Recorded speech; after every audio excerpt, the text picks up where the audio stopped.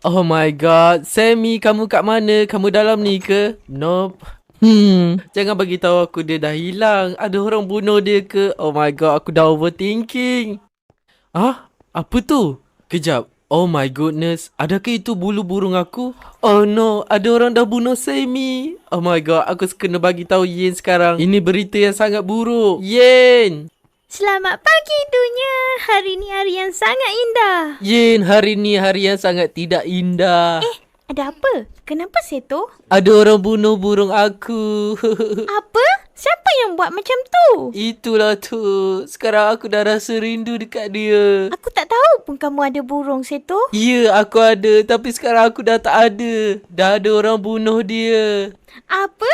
Mari kita cari orang tu. Dan kita akan bagi hukuman. Okey, Yen. Sekarang aku perlukan pertolongan kamu, Yen. Jom kita cari di kawasan rumah aku. Okey Seto, mari kita cari dia. Alright, Yen. Kamu cari di dalam. Ai, Captain. Wah, kuningnya rumah kamu Seto. Ya, kuning tu warna favourite aku. Tapi tak ada masa lah untuk kita sembang pasal tu. Kita harus cari petunjuk. Aku dah cari kat dalam.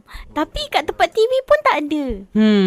Hey, mana pergi semua barang dalam ni? Chest ni tak kosong sebelum ni. Ada orang curi makanan burung aku ke? Apa? Oh my gosh.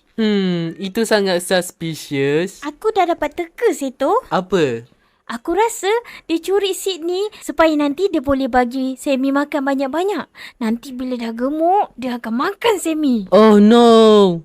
Aku akan letak barang aku dalam chest ni dulu. Tapi, siapa yang sanggup makan burung aku tu? Tapi itu hanya satu teori. Mesti orang tu orang yang hebat sebab berjaya curi burung kamu.